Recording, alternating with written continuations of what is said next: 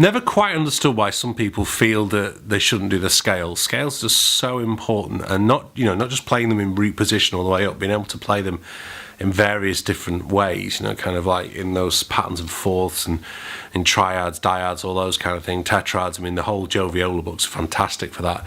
But just getting to grips, and some days, when particularly like today, when I've got a lot of stuff I've got to practice for some upcoming gigs, and I don't often like doing that kind of stuff and letting it dominate, because you kind of do a lot of work for a couple of things that never going to probably do again, or at least not for a while. I don't tend to do the sort of gigs I've got coming up, but trying to get maintenance practice done is the main thing, and that's kind of why this is so important, and it really does work. I've got to say to you again, I'm so glad I've got back on it. I need to buy another academic calendar. In fact, I may do that this afternoon, so I start afresh and I can tick off my boxes, and kind of getting on that run really makes a difference. There's also an app, one second, on the phone called Streaks, which you can get if you just see here. You can set your targets that you want to do in a day. So I've got that. I want to walk 6,000 steps. I want to practice my saxophone, take some photos, enter food diary, drink 2 litres of water. That's what I'm trying to do anyway, not quite always succeeding. Anyway, must crack on with getting this practice done for this gig coming up tomorrow.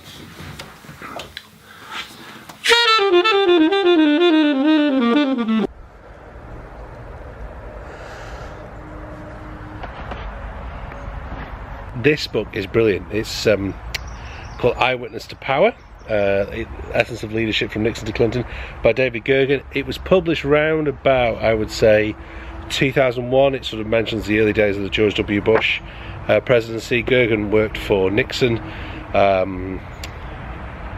Reagan and Clinton, I think, and there's kind of observations on the Carter years as well, and he worked for Gerald Ford as well. So it's kind of a lot of insights. It's pretty fair and balanced. He loves Reagan a lot, but the parallels between what went on with Nixon and what's happening today are quite remarkable, especially for someone like me who wasn't around when all the Nixon stuff was happening. Highly recommend it if you want to know a fair kind of insight into what's going on in presidential politics. The other thing that got me is the amount of parallels between what goes on in certain elements and what you've seen in things like The West Wing or House of Cards, how well the writers in those two programs have kind of copied real life, and kind of I'm going, oh, I remember that being played out in The West Wing, and there it is in the book. Or I remember certain people being asked about this in The West Wing, and the reason was because it happened during the Watergate scandal or during those kind of things. So very, very interesting book. I've certainly enjoyed reading it, and certainly enjoyed trying to get through some more books over the summer.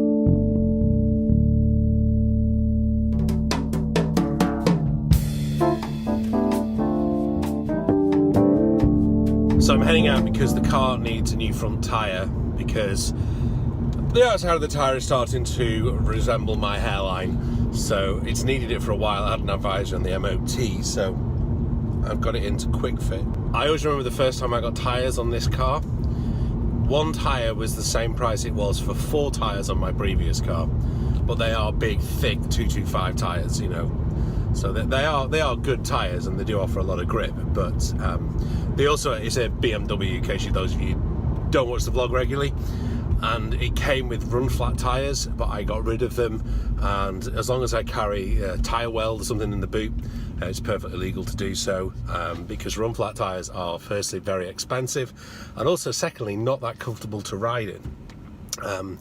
Nowhere near as nice a ride as the normal tyres are. So if you do have a Beamer, you don't have to get run flats. You can just make sure you get some tyre weld in the boot, because the other thing BMWs don't have is spare tyres.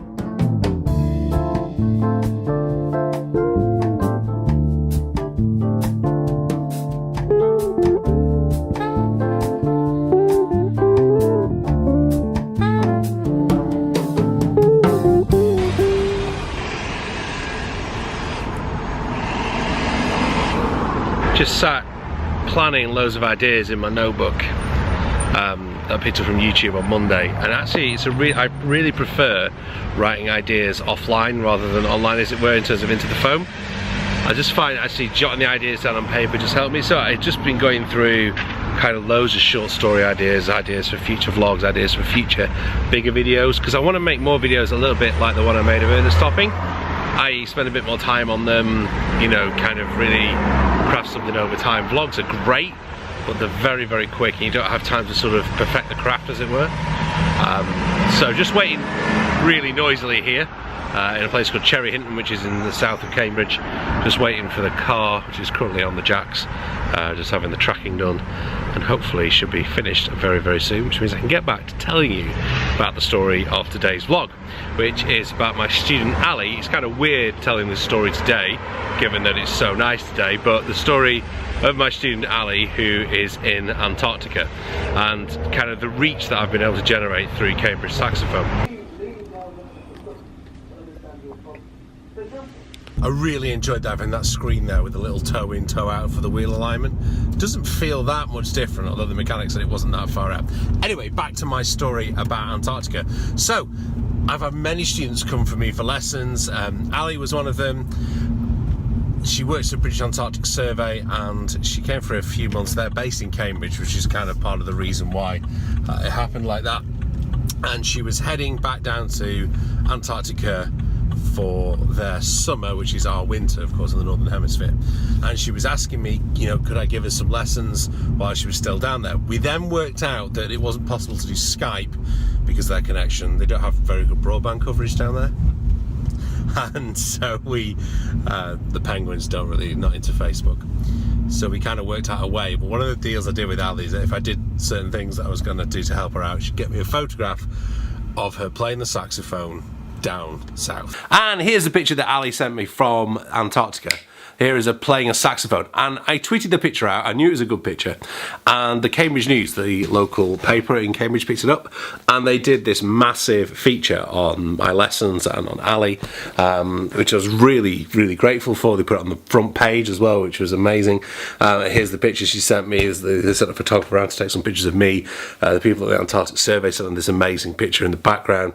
It was really, really, really, I knew it was a good story, which is why I was, you know, and hopefully why you're watching it as well. And kind of, it was a great way for Ali, when she was down in Antarctica, to be able to keep up with her lessons, and that's the kind of thing I was able to do with Cambridge Saxophone, and I'm now able to do for people in over 60 countries who get my weekly email. And I know you guys watching things on YouTube, it's another new way of me another way of that I am able to communicate with you guys. So the email is different from the vlog, so if you want to sign up for the email, head over to cambridgesaxophone.com, wait for one of the windows to pop up, and you will be able to enter your email address. If not, just drop me an email via YouTube and I'll add you to the list. It used to come out on a Saturday every week. It now comes out on a Monday evening. I may change that around, go back to Saturday, probably when everyone goes back to school and college and things. But I love being able to interact with people all over the place, you know, being able to keep in touch with people who move away. I mean, Antarctica is a very, very different environment, very unusual, but kind of people all over the place. I mean, I originally started teaching via Skype when I left Northern Ireland to move to Cambridgeshire, and there were students I wanted to keep on with. And I'd had a few Skype lessons with other teachers myself, and they were fantastic teachers, but I kind of didn't think they weren't utilising the technology as well as they could have done, so I thought, because I'm a bit more of a techie than they were. So what I did is I started teaching those students and got on with it, and you know, they were getting great results, my Skype students, better results than my in-person students were getting. So I kind of was relieved that teaching via Skype work. So head over to Cambridge Saxophone if you play saxophone particularly. Maybe if you play another instrument, you might find some useful content on there, and by all means sign up for the email, and hopefully you'll get inspired as I get inspired by some of the emails that I receive from other people I have met in inverted commas over the internet. I am probably going to call it a day then. I'm going to take the kids out in a little while. Katie's heading out tonight, so I'm on babysitting duty. I say babies, they're getting a bit old now for babysitting. So thank you very much for watching. I will be back with a vlog next week at some point. I don't know when. If you don't already subscribe, please hit that subscribe button. It makes a huge difference to me and to you and to everybody else in this community. So thanks for watching. Bye!